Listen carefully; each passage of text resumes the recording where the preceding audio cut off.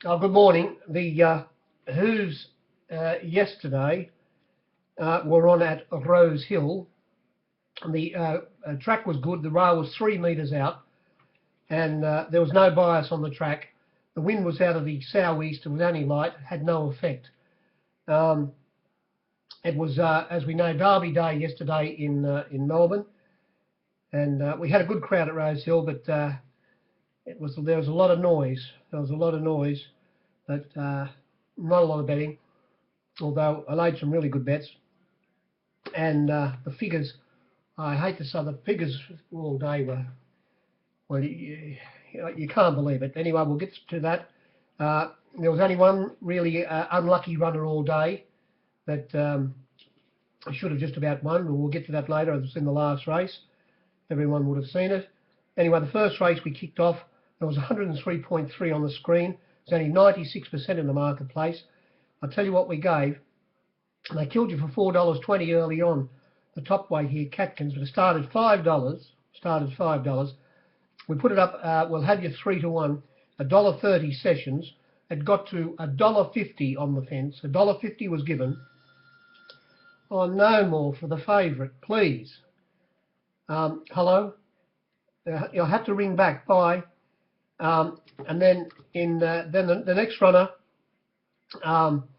was Ferment. It was 30s out to 50s, and the bottom one, the next runner, Laughing, number 5, it was 14 out to $17, and well, the favourite beat the second favourite, and there was only half a length in at the finish, and they started. They laid the 2 on, they laid the 5 to 2 on, they laid the 3s on at the finish. This horse started. If you have $1.30, they took it. It started $1.28.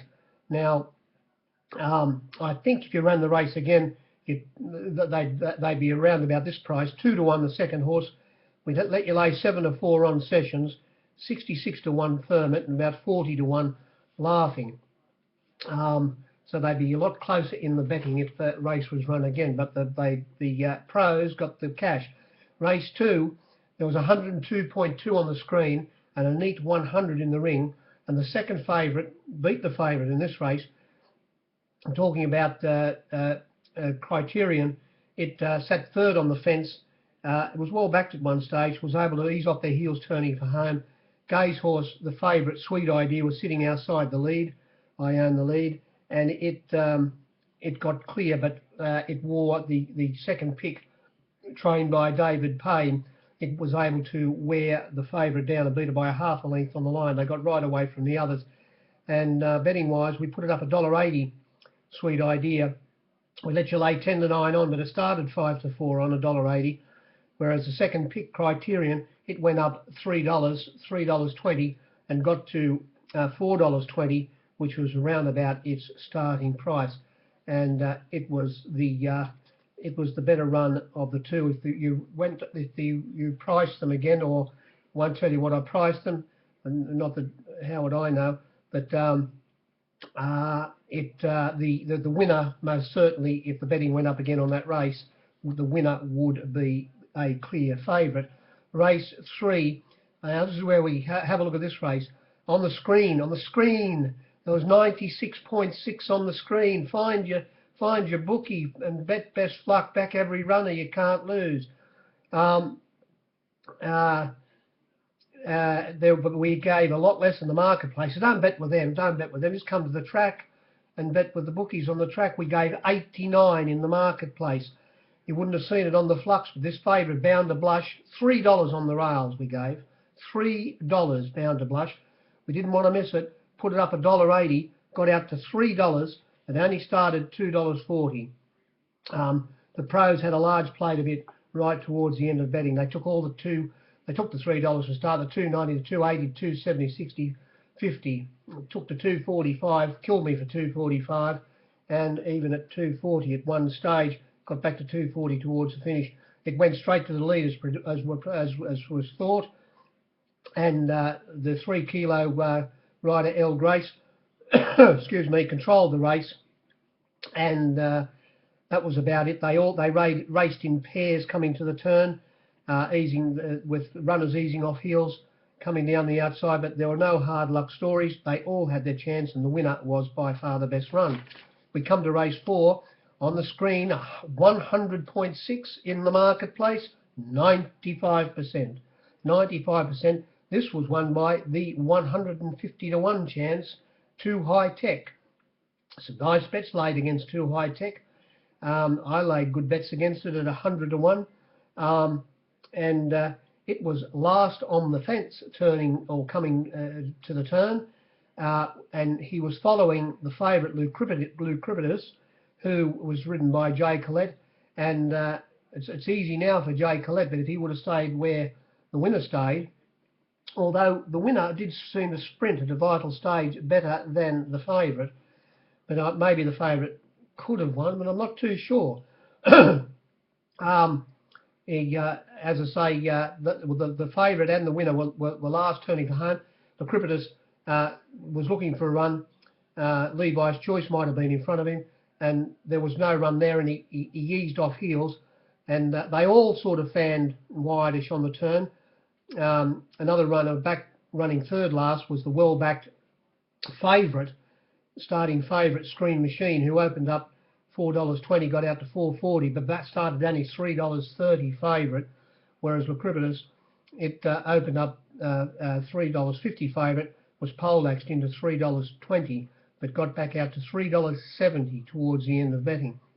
And going back to how the race was run, when they turned for home, the rider of Too High Tech, Jay Ford, he went straight along the 18 pence, never went around a runner until easing off heels towards after they'd gone past the furlong, and it was able to get through and put its nose in front of another runner who came from well back, Pipette, trained by Waller, having its, well, it's an overseas horse. I think it might have had one run here, and or a couple of runs here, and it was able to nose it out on the line, and the favourite, after this, the winner had got through. Of course, it got onto heels and was held up and lost its momentum. But when it did get going again, it only plugged, and coming down right down the outside was the favourite Screen Machine, who was pushed wide on the turn, but seemed to have its chance. The race wasn't worth a halfpenny. There was only 95% at top odds. In race 5, here's another race, 101.2 on the screen, only 92% in the marketplace. These were the prices. This is how they went. Stratana went from $5.50 to $12. The winner, Welcome Gold, I had $20, $21 or $20 at least on my board when they jumped. It was $10 out, $10 out to $20, excuse me. Uarte, extremely well back, put a fortune on this, laid some big bets against it. It went from $3.50 Uarte out to $3.70.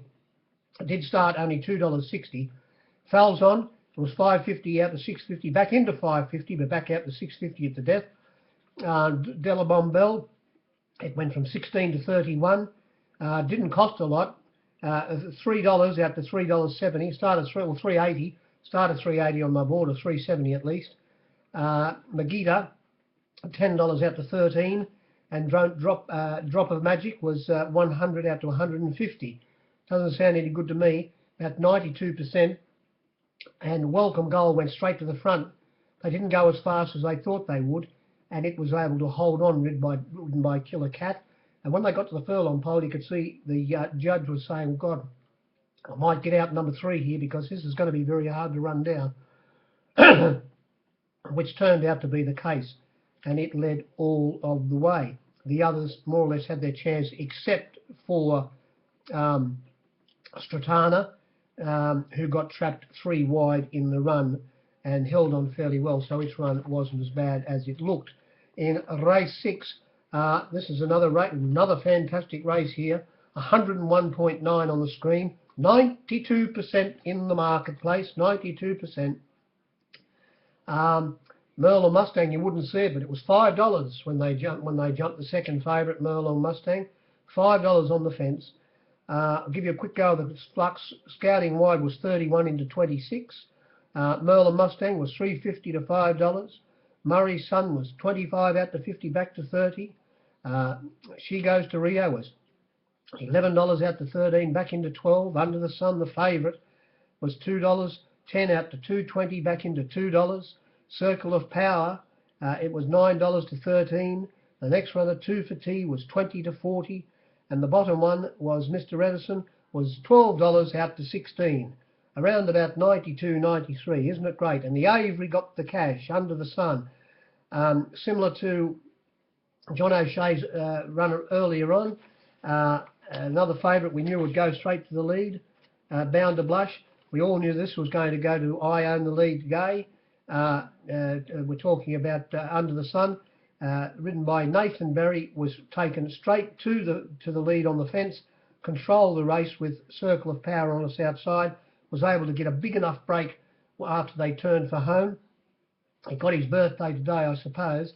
He had his birthday and was able to just hold on and win by a half a length from the second favourite, who sat third in the race.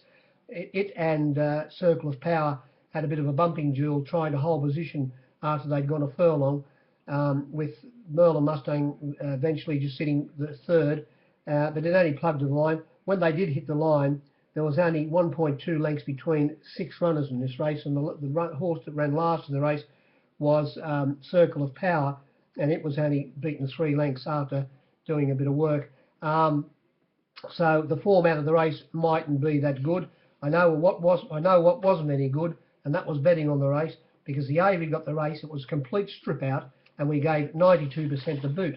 Race 7, here's another race, 102%, excuse me, on the screen, and 95% only in the marketplace. 95, and there was one runner here at long odds, very well backed. It was Marden. Opened up 30, got out to 50. It only started $17. It was consistently backed all the way through the betting. Winning this race was Classics, and it was very well backed very late in betting. It opened up $10, got out to 13, but back into about $12 right towards the end of betting, and it sat outside the lead. And similar to the race previous, when they hit the line, there wasn't much between 4 runners here as well. Only more or less a half a length between the first 4 runners, and Classics, as I say, sat outside the lead, which was Bay Window. It led on the fence and was able to just scrape in and hold off Secluded, who had a good run. It sat 1 out, 1 back, and coming from third last on the fence, easing off heels. As the steward said, it was held up a little bit, but only lost his momentum for half a stride, and it was only the margins were 0.1 by 0.2 was Core Purpose, who was very well back from $11 into $9 as well. The favourite in this race, it was extremely well backed, Whisperosa. We put it up 250, we got down to 280. It started 250 on my board, and it sat from barrier 1. Was never going to lead. It was always going to be behind the lead, and it sat in that position turning for home and was held in a pocket at a vital stage. But I think even if it would have got clear, I don't think it would have won. And the race was the way the race was run, or if it was run again. That's about it. There were no real hard luck stories in the race. And run the race again, you'd get a different result. Most probably, you'd get a different result. If you run it a few times, you get a different result each time. Come to the last race, and this was the well, it was a big betting heat, and why wouldn't it be? 88%, 88 we gave here. There was 101.6 on the screen, and I could have been one of the reasons why we only gave 88. I did give, towards the end of betting, $3.50 about this favourite, Mercia, which was taken for whatever I wanted. Why wouldn't it have been when it was only $3 elsewhere and I was $3.50? I must be a lunatic. But I didn't really like it, and one of my yard watchers had told me that he didn't fancy it on looks either. So I forced the issue, and I had to go to $3.50 to lay this. But it started 3, and then they took the $3.30 off me for whatever I wanted, and it started $3.10 on my board, itching to go back to $3.20 or 30 again. But I was already standing it for a good bit of section. Now, this is how we got the 88%. Mighty Obvious was 16 out to 26, back into 20. Elusive Lad was $15 out to 20, won back into $15. Mercia went up $2.20. And at one stage, look, I gave $3.50. At one stage, you could get as much section as you wanted out of it at $2.80. I think I got 3,000 out of it at one stage at $2.80. As I say, then there were a lot of every runner in this race was backed. Why wouldn't it be? 88 we gave, and every runner was backed, and I got it back out to $3.50, reaching for it after I'd laid about 8 runners in this race for good section, and wanting to make it my worst way. As I say, I gave $3.50, started $3.10 on my board. Then we get to Gaze in Ore. Well, Gaze in Ore was a great result for the captains, I must admit. It went from $17 out to $41. I found it very hard to lay. Lady Ladouce, it went from $11 out to $17. Quick Peak, well, first bet I put in my book was Quick Peak was 5,600 to 400, $15, 14 to 1, and it did start $31 on my board. Number 8, Skip Town, this was sensationally backed, $12 given in the outside ring, $11 on the fence, plenty of $10. They stopped me at $6.50 towards the end of betting. If you caught it right, it was all right. The next runner was Masterstroke. I gave as much as $16 Masterstroke. Went from 12 to 1 out to 15, $16, back into $12, 11 to 1. Cradle Me, very hard to lay Cradle Me. I did bet $13 at one stage, and it started $12 on my board. But it opened up only $7, 6 to 1. Got out to 13, back into $12, 11 to 1, but started $12, 11 to 1. Got out to 13, 12 to 1, started $12 on my board. The next runner was well back, booked out. It went from $17 out to 19, extremely well backed into 16. And the bottom one was very well backed, Eminent Domain. Why wouldn't we? We're getting 88, we're giving money away. It went up $12, was one of the first runners they backed, into 10, back out to 11, then into 10, into 9, and it only started $8, 7 to 1, Eminent Domain, or $8.50. The unlucky runner in this race was, who was it? Well, it was Cradle Me, the run that was very hard to lay. It settled down in from its outside barrier, well, barrier 11 in a field of 12. It was eased at the start and went back to crossing the field back to the rails. It was in last position. When they turned for home, it was easing off heels, and it was just about to burst through when there was no run in front of him, and he lost all of his momentum, and it cost him at least a length, and he got beat only a half a length. So if he would have got the interrupted run, he would have won, I'd say, by at least a half a length, if not more. But as I say, well, it was the unlucky runner, the way the race was run the race over again, and you would find you would get plenty of different results. There was one runner that got trapped 3 wide in the run, and that was Esprit Lad. It got posted on a limb, and getting on his back into a beautiful position was the winner, Gaze in Ore, and that's what won it the race. The favourite, Mercia, it sat just in behind the pace, and unfortunately it pulled Rodney Quinn's arms out of the sockets in the first few furlongs. That was about the meeting. The figures were absolutely disgraceful, which is the case in Sydney all the time. Anyway, if you're betting now, I hope you had some luck. And Melbourne Cup Day is coming up on Tuesday, as we all know. Hope everyone backs a winner. Bye.